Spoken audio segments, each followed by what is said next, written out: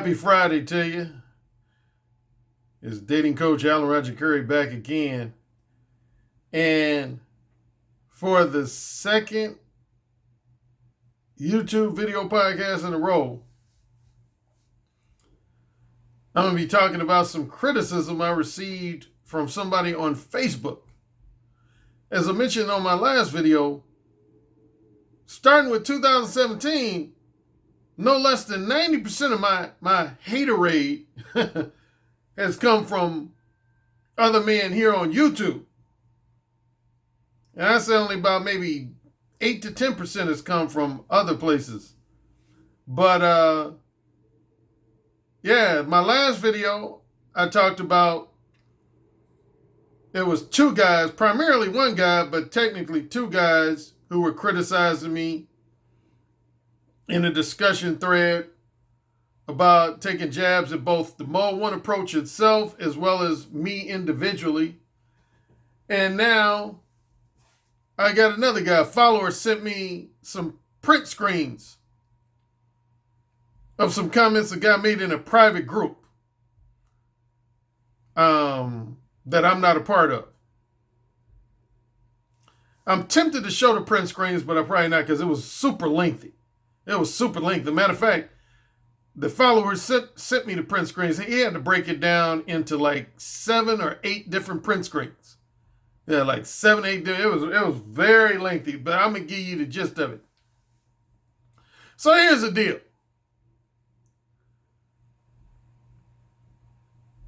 The guy basically starts off his commentary contradicting himself. He contradicted himself.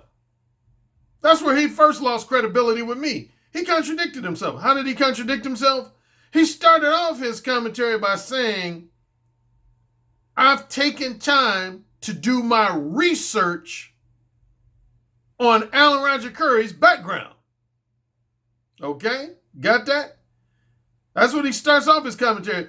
First of all, the guy, his name is Mark. I'm not going to say his last name. His first name is Mark. And he's based in Sydney, Australia. He's not in the United States. He's based in Sydney, Australia. And he starts off his commentary saying, I've taken time to do my research on the background of Alan Roger Currie. So you would think if he did his due diligence, if he performed, adequate research on me, that he would know, maybe not everything about me, but he would know most of the basics about me. But here's where he contradicted himself. He said, he starts going in on his criticism about Mode 1. Basically, he slams Mode 1. But here's what he says. He says,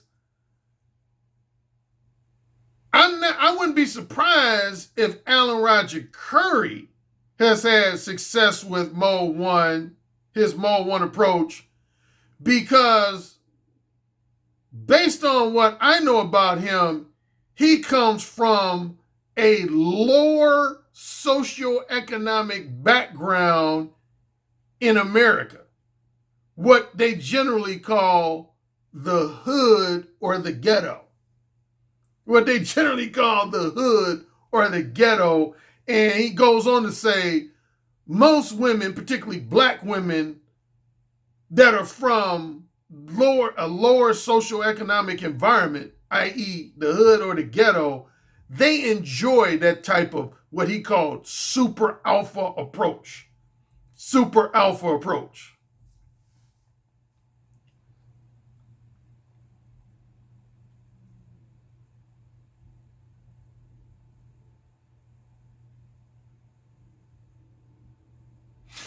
Insert dog face here.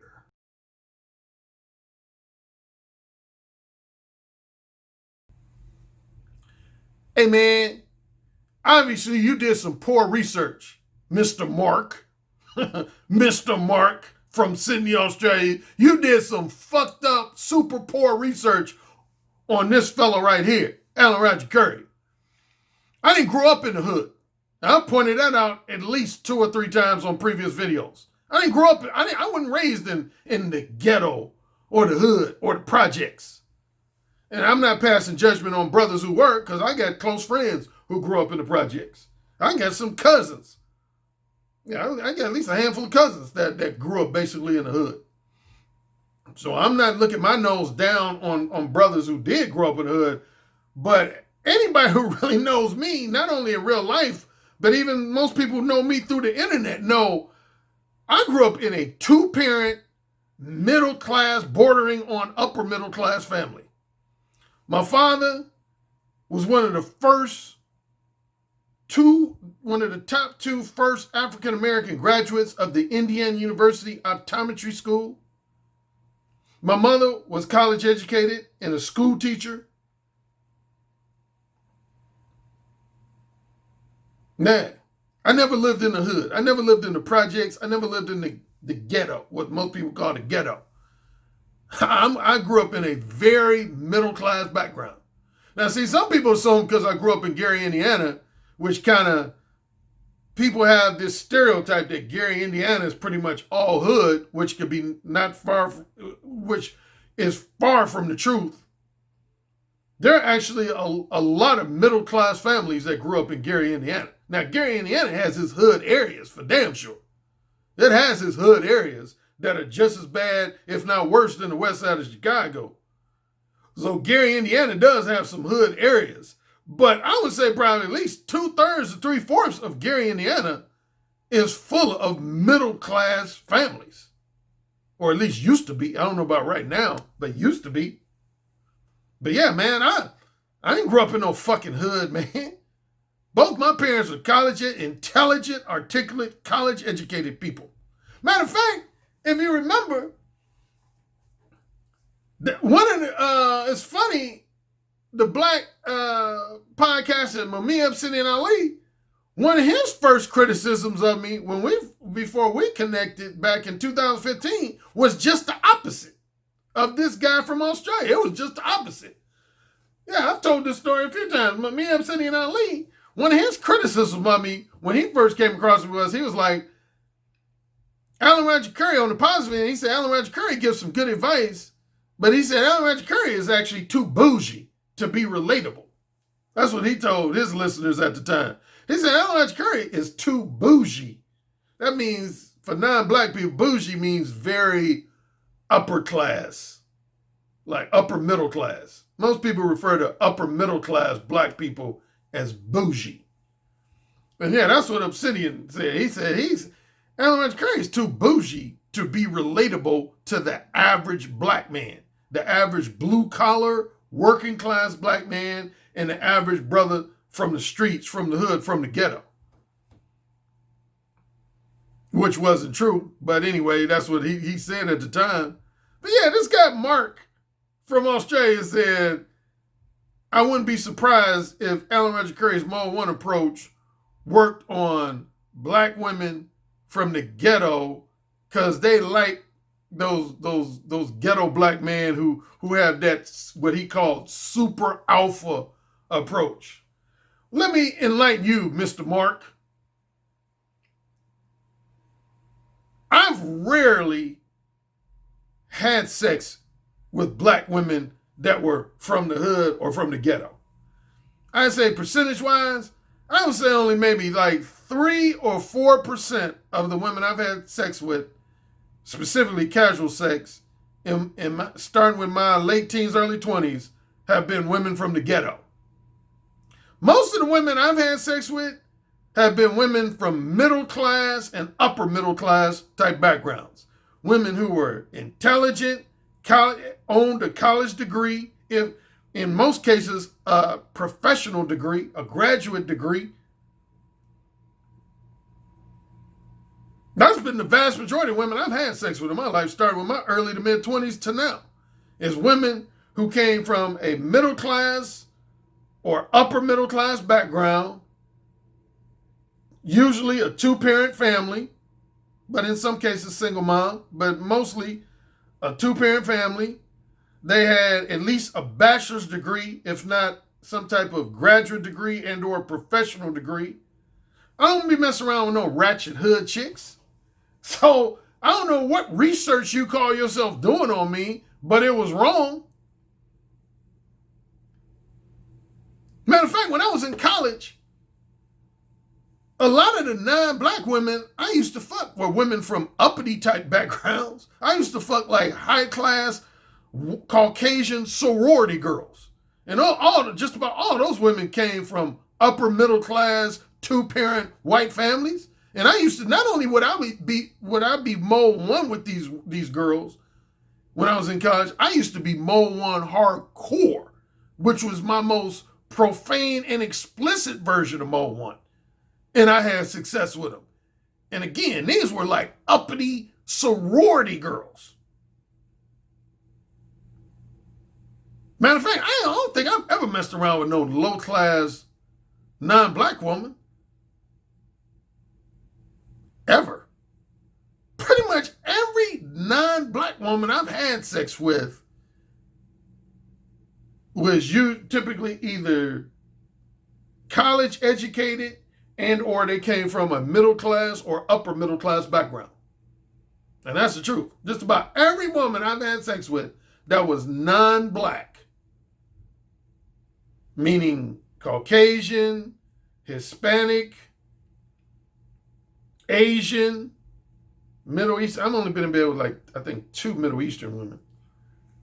But I've had sex with quite a few, casual sex with quite a few non-black women. And I would say just about all of them were either one or two things, if not both. They were either college educated and or they came from a 2-parent middle class or upper middle class background. I ain't never messed around with no, as white people would call them, poor white trash type women. Ever.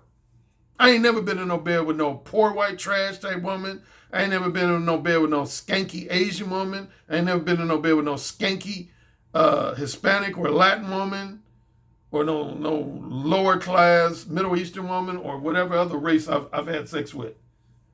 So that's the first thing that insulted me about this dude's commentary, is suggesting that, number one, that I came from a lower socioeconomic class background, and then also assuming that just about the only women that I've had success with is women who came from a lower socioeconomic type background. Wrong. Way the fuck wrong. Not only was he wrong, he was like so way off base wrong, it ain't even funny.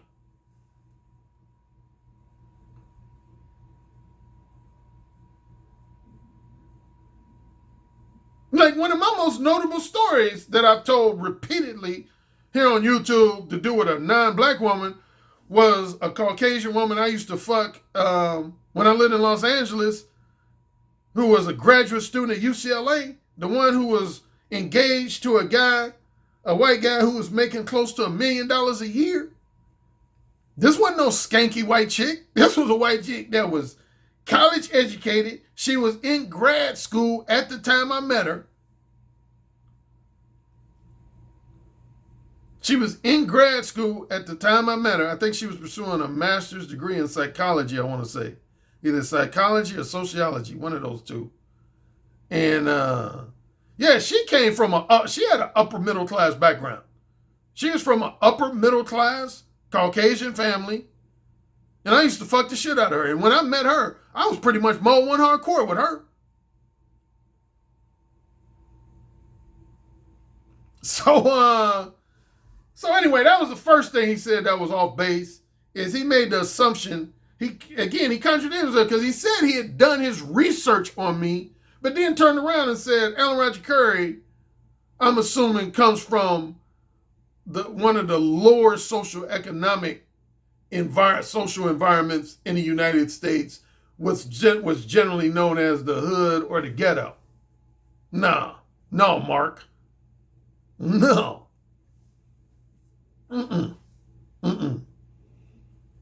My father got doctor in front of his name, bruh. Dr. Clarence Currie. Son of a doctor right here.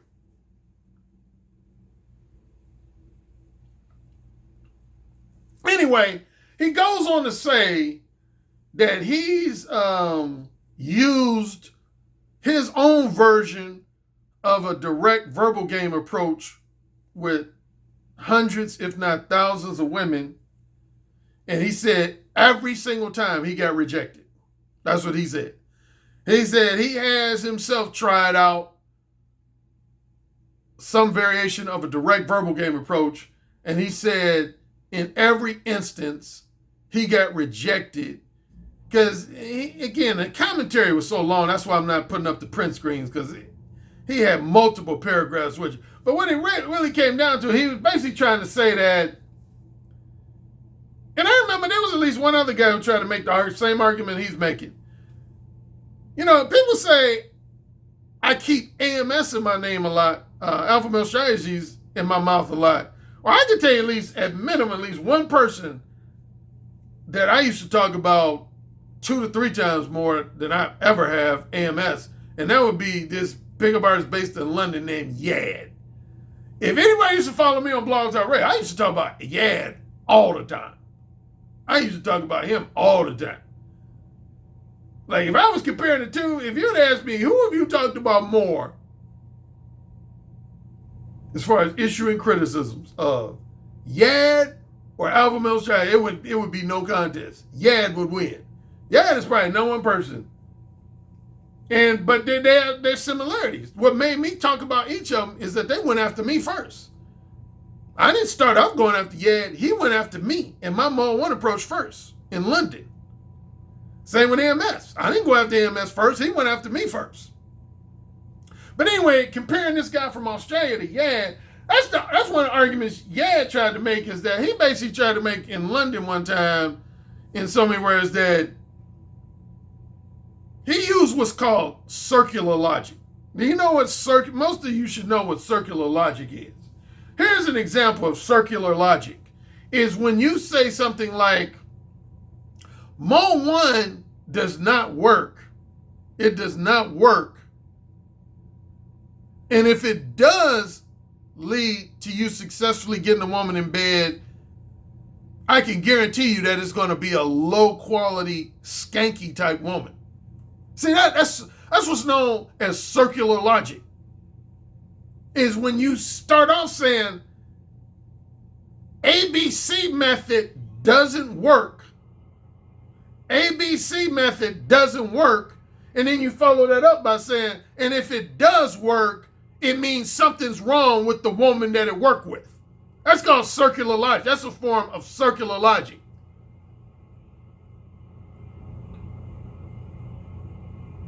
Yeah, that's a form of circular logic. Is when you say Mode 1 doesn't work, your first assertion would be Mode 1 doesn't work, and then you follow that up by saying, but if it does work, the woman it worked on, she must be highly flawed. She must be stupid. She must be ghetto. She must be super duper promiscuous. Something must be wrong with her, basically. Something must be wrong with her. In general, first you say it doesn't work, then you say if it does work, something must be wrong with the woman. And that's what Yad tried to say roughly 10 years ago in London.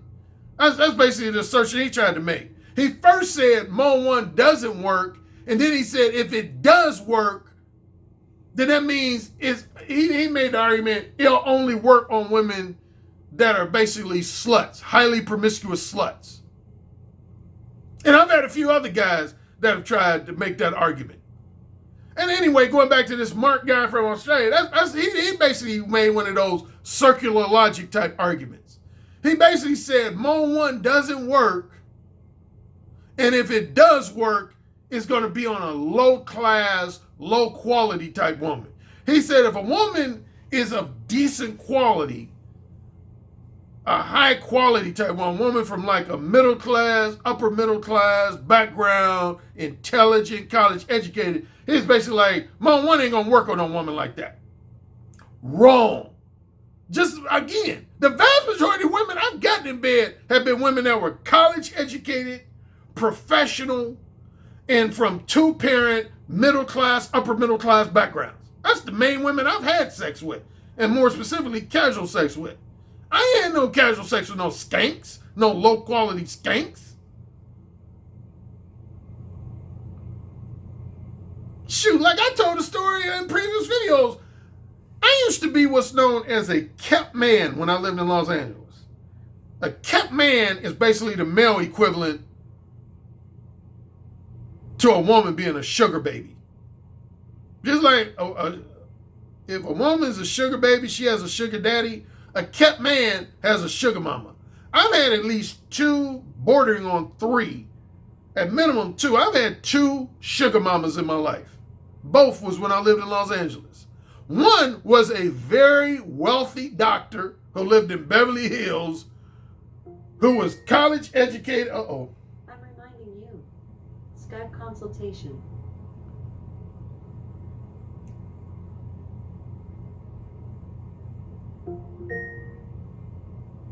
I'm reminding you.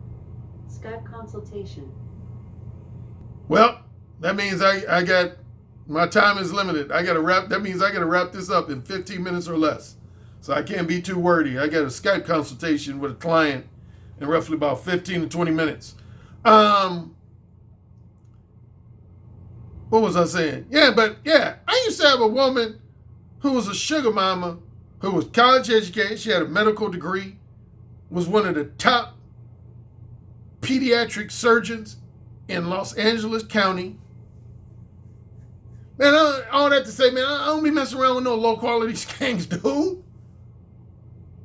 I don't know. See, again, he's trying to be like, yeah, because that's the argument tried to put out when I spoke in London.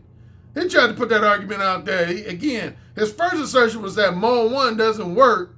And then he said, if it does work, it's only going to work on women who are low class, low quality, highly promiscuous slut types. That's because they don't know how to be Mode 1.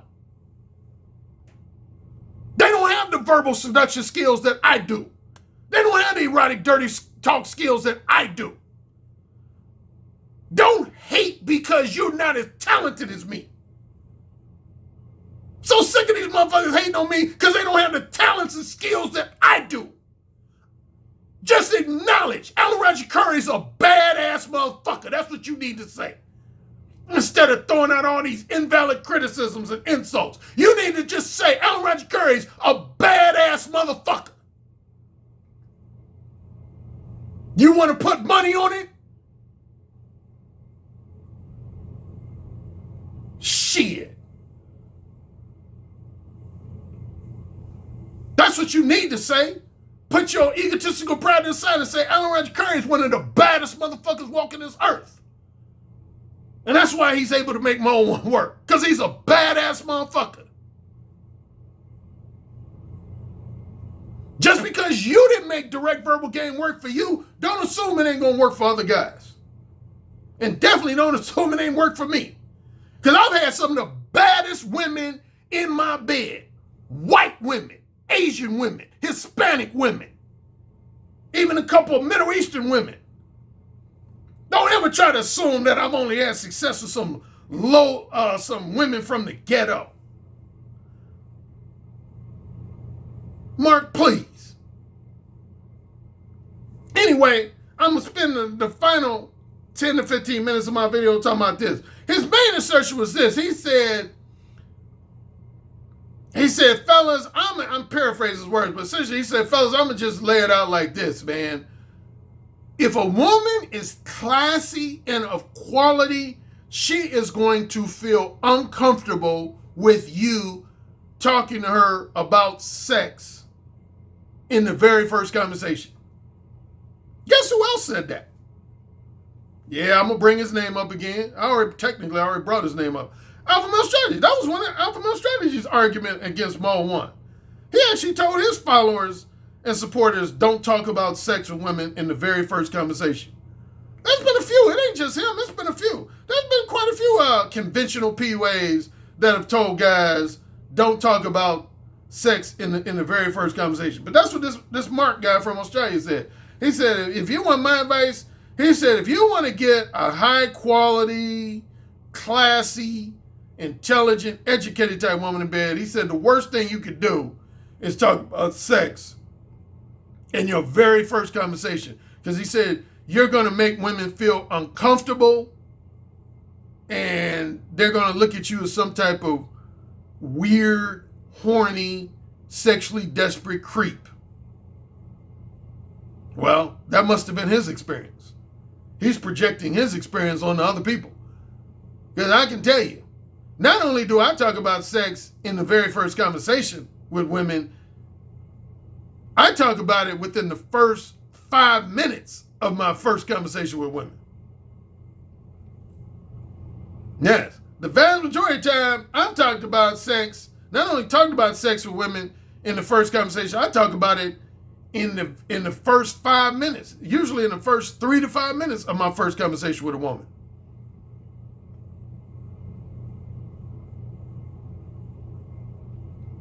And I've had a high degree of success getting women in bed. I've had a high degree of success getting women in bed. Guys who know me in real life know that. See, it's a mistake. I'm not going to get too lengthy because, I only got about roughly 10 more minutes to talk. But I explain this. I'll just refer you to my book, Who Said Again. There's a chapter in Who Said Again where I basically tell guys, it's a mistake to try to go out of your way to make women feel comfortable. See, a lot of guys think that's a beneficial thing to do. That's what leads a lot of guys to mode 2 behavior. Is this idea that you got to make a woman feel comfortable in order to have, no, you don't. No, you don't. I would venture to say just the opposite.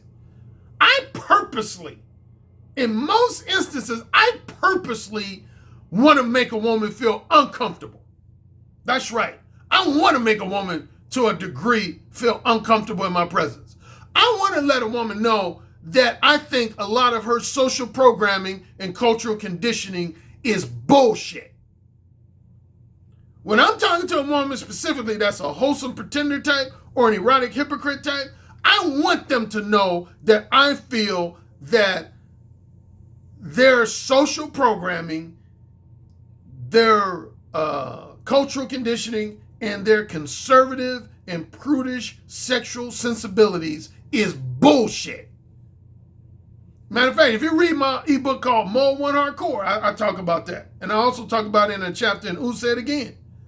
Is that I say you want, when you talk to a woman, you want to shatter her social programming, her cultural conditioning, and her prudish and ultra-conservative sexual sensibilities. Otherwise, you ain't going to get her in bed for casual sex. You might get in bed within the context of a relationship. But I'm telling you right now, for casual sex, you ain't going to get her in bed. You ain't going to get, if you don't shatter a woman's social programming, some aspect of her social programming, some aspect of her cultural conditioning, some aspect of her prudish and conservative sexual sensibilities, either one or two things. Either A, you're not going to get her in bed at all, or if you get her in bed, the only way you're going to get her in bed is by giving her the misleading impression that you want a long-term, emotionally profound, exclusively committed relationship with her. It's one of those two. If you fail to shatter a woman's social programming, fail to shatter her cultural conditioning, fail to shatter and challenge her prudish and conservative sexual sensibilities, either A, you're not going to get her in bed at all. For casual sex, you're not going to get her in bed at all. Or B, if you do successfully get her in bed, it's going to be because she believes that you're looking to be her next boyfriend and or her future husband. Basically, mode 3.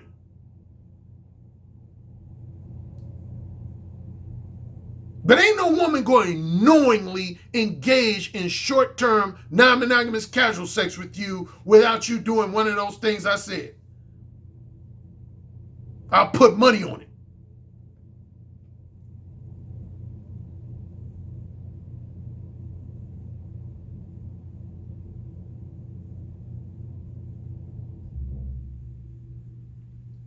So that's bullshit, man. For this guy to be telling guys that you shouldn't talk about sex with women in the first conversation because it make them feel uncomfortable. Oh, like making women feel comfortable is the ultimate key to getting women in bed. If that was the key to getting women in bed, everybody would be having success, having casual sex with women. If it was just all about making a woman feel comfortable. Shit, I can think of many conversations I've had in the past where I made a woman feel comfortable and never ever led to sex, ever. I always bring up this story. Here's my classic example. Probably the best example that I include in one of my books, specifically, Who Said Again, would be Verbal Seduction Story number 1. That's a classic story that relates to this discussion. See, that's the mistake I made for roughly the first 60 to 75 minutes of that triple date I was on that I described in Verbal Seduction Story number 1 in my book, Who Said Again. That's the mistake I was making. I started off that triple date with the woman I was with, trying to make her feel comfortable, trying to say all the right things, trying to be polite and well-mannered and trying to be the proverbial nice guy. And what did it get me? Woman was disrespecting me. She was treating me like I was a beta male bitch boy. It went into our first transition from mode 2 into mode 4. And then later from mode 4 to mode 1 when I finally had success getting her to spread her legs for me. When I was the mode 2 nice guy, she wasn't even close to being on the verge of giving me any pussy. It went into our first transition into being mode 4 with her. I was like mode 4 with her for at least a minute or so. And then I transitioned into being mode 1 with her. And then next thing you know, she was my personal sex slave. Fuck, I'm trying to make a woman feel comfortable. That's what beta males do. That's what beta males do. Yeah, I said it. Quote me on it. That's what beta males do. Is to go out of their way to try to make women feel comfortable in their presence. That's bullshit when you want casual sex. Now, if your objective is, say, finding your next long-term girlfriend or your future wife, I'm not totally against the idea of making a woman feel comfortable in your presence. That's why I would say I'm not totally against the notion of making a woman feel comfortable with you. But when your objective is one or more episodes of short-term non-monogamous casual sex, fuck that. Fuck that. I'm dead serious. Fuck that. You got to be bold, man. You got to have some balls, man. You got to be bold. Again, in a nutshell, you have to challenge, and even more so, shatter some aspect of a woman's social programming. You got to challenge, if not flat out shatter, some aspect of a woman's cultural conditioning. And you have to challenge, if not flat out shatter, a woman's prudish and ultra-conservative sexual sensibilities if you want to have a high degree of success with women for casual sex. I'm the master of that shit. Mark is not. Don't listen to someone who's not a master of verbal seduction. I'm the king of verbal seduction and kinky, erotic, dirty talk. I am the godfather of direct verbal game advice. Mark from Australia, you better recognize, my man, you better recognize this brother didn't grow up in the hood.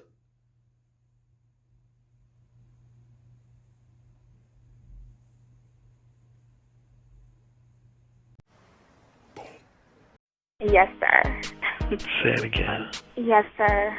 Who's the king? Alan, you're the king. Say it again. Alan, you're the king. You're dominating me. Say it again. Alan, you're dominating me right now. Mode 1. Mode 1. Daddy, can I go, please? You're the king. Say it again. Oh, you're the fucking king. Yes. Yes. You're the king, Alan. AKA the king of verbal seduction. You know, it's the tone of your voice, how seductive your intonations are, the vibrations that you could just reach out over the phone lines and stroke a woman's breast just by the sound of your voice, how you could make her pussy so wet just by the sound of your voice. That's actually very hot. So you said my show was what? I said your show is powerful. Oh, say it again. Your show is powerful. But the king would fuck me really good. Who's the king? Alan Roger Currie. Oh, yeah. Who's the king? Alan Roger Currie. The king. The king. The king. I have to agree with you on the communication piece because I actually did take a session with Alan Roger Currie, and he gave me a line that I did not think was going to work, and it worked. And I was like, what the fuck?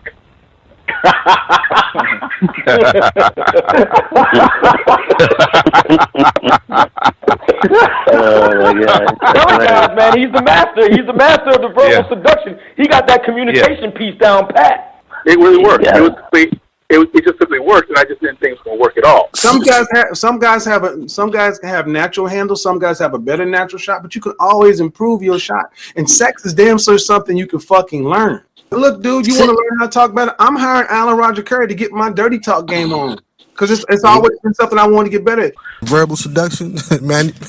I'm like, clearly, this guy's the Michael Jordan of seduction. Like, come on now.